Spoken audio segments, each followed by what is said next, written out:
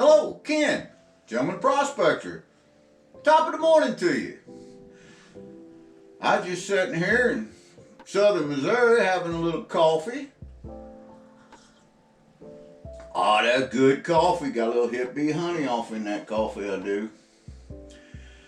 I can't go prospecting today. It's thunderstorming, hail coming, strong winds, possibility of tornadoes today. Just got a plethora of wet weather going on. So I got to thinking, I wonder what MoMo's doing today. So I channeled my inner MoMo and I summoned him. So I expect he'll be here in a little while. It generally don't take long. And you know MoMo, he pops in and pops out just whenever and wherever he wants to. Just kind of the way he works. What we're going to be talking about today is rock crushing. Oh, that sounds like a whole lot of work. So, hang on just a minute. I'll get you over to the table and we'll go over a few pieces of equipment that we can use for doing this. And then with MoMo's help, we'll try to explain a little bit of the pathophysiology behind rock crushing and what we want to look for and what type of rock. I'll be right back. I've got a few pieces of equipment and some ore samples set over here on the table. We can kind of go over some of the basic things you might need if you're going out looking for rock, or as it would be called, that might hold some gold in it.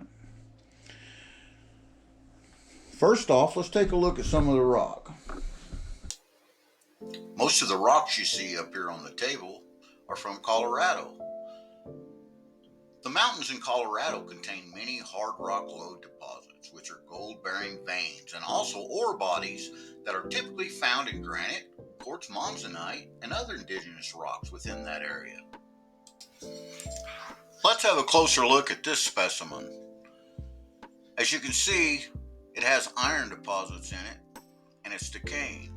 Upon closer examination inside of this crack, using a loupe, you can actually see that this specimen does contain gold. Now, looking around the table, you can tell because of some of the coloring that these rocks are primarily made up of quartz, monzonite, and granite. I can tell this because of the coloring. With that said, granite contains 20% quartz, and quartz monzonite is only 5 to 20% quartz. Some of these rocks are more alkali. If they have alkali feldspar in them, they're more cyanide in nature.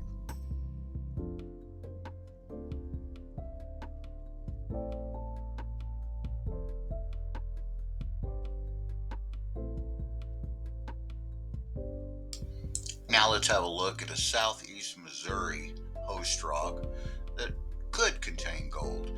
It's very rare for these two. This is a piece of rhyolite. Looking at the rhyolite, the sparkly in it, that's druzy quartz. I know this is rhyolite, again, by the color, the pinkish colors in it. It's rhyolite schist. Rhyolite is indigenous to Missouri. It is a volcanic rock composed mainly of quartz and feldspar. Rhyolite formed when the lava and volcanic ash erupted from ancient volcanoes and cooled very rapidly. It makes up the steep, high knobs that form the St. Francis Mountains of southeast Missouri, and that just happens to be where this rock came from, the mountains in southeast Missouri. That's an area in which a lot of the prospecting that we do here in southeast Missouri is performed at. And anytime Mama Bird's around, you can bet there's going to be a lot of rocks that come home with us. And she has an eye for that rhyolite. Now, with that said, while rhyolite can be a host rock for gold, and oftentimes is, in southeast Missouri it is rare, but it does happen. I believe that's why we're so productive in the area that we're at, is because of the rhyolite schist that is floating all around that area. I think that's where a lot of the wire gold that we discover is coming from. Let's go over a little bit of the equipment and the process. First off, unless you just walk in and find some good float rock laying around like some of these specimens we have here,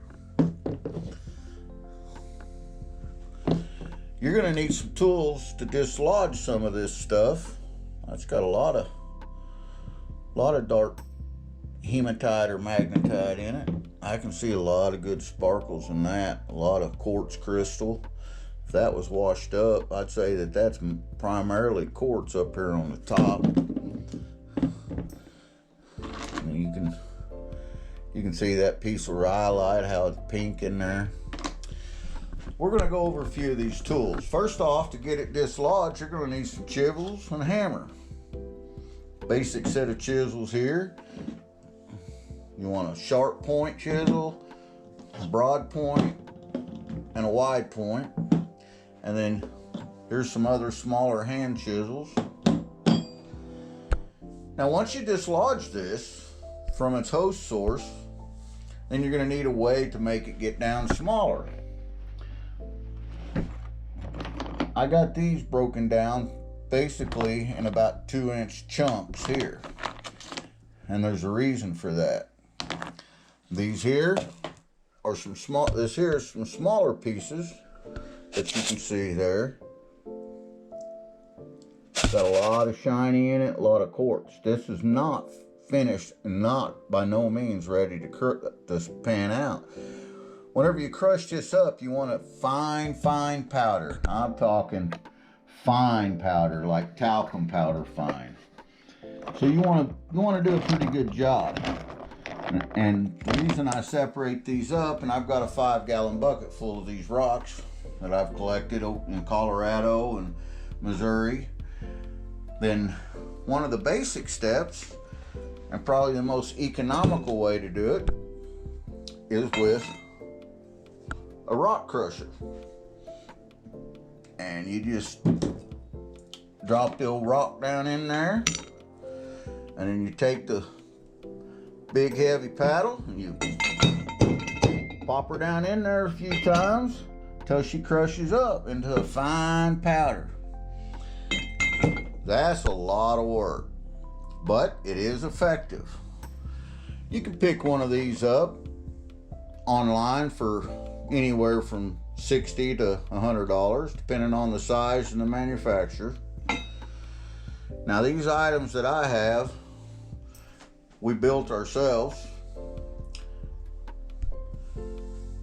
And then you got here is an angle grinder rock crusher. And this will take a 2-inch rock down inside here, like so. You just drop her down in that tube. Your angle grinder goes on the back here. Just screws in. I don't have it hooked up right now. And it just, so I could show it to you.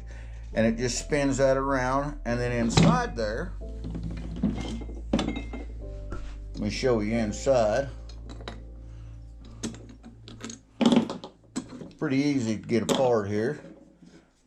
Just some thumb screws we stuck in there. We put a piece of gasket on there so that the dust, it would hold the dust in better.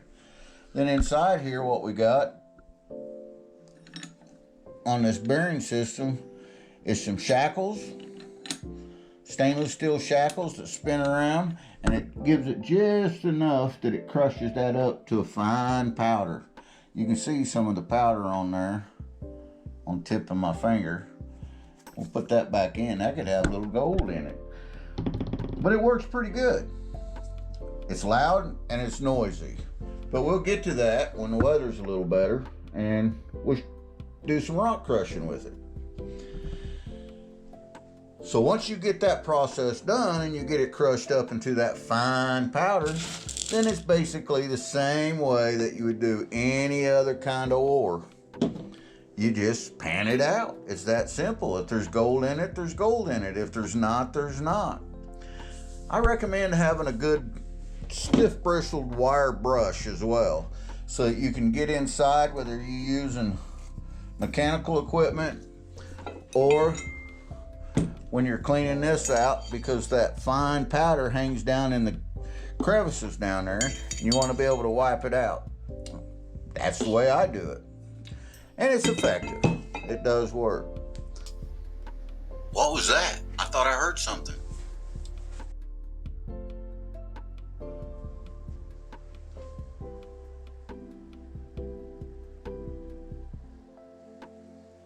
Oh, look, everyone. MoMo's here. And you come bearing gifts.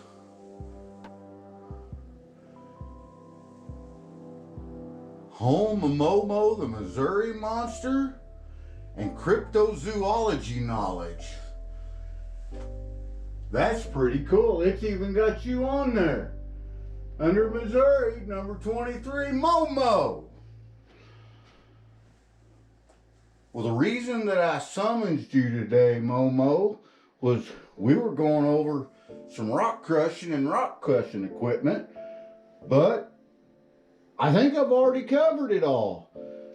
Did I already cover it all? Oh. Well, can you tell? I forgot something?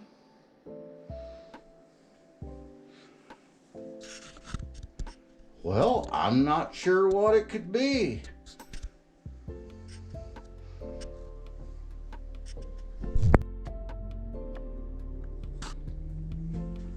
Safety glasses?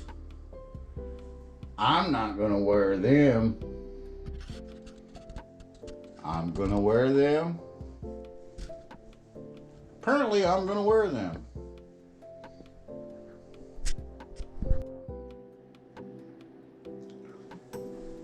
A respirator dust mask? Like the silica dust is gonna hurt me. Apparently I'm gonna wear one of them as well. And safety gloves. You know how hard it is to work in safety gloves? Apparently I'm gonna wear the safety gloves too. Well, thanks, MoMo. I appreciate you coming by. You want to see me put all this on? Uh-huh.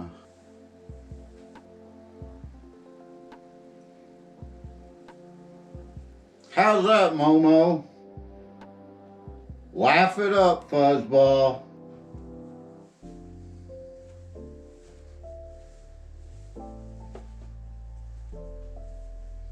Laugh it up, fuzzball. Laugh it up.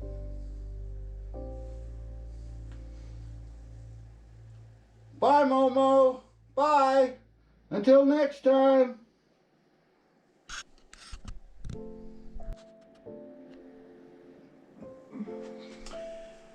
And just like that, he's gone.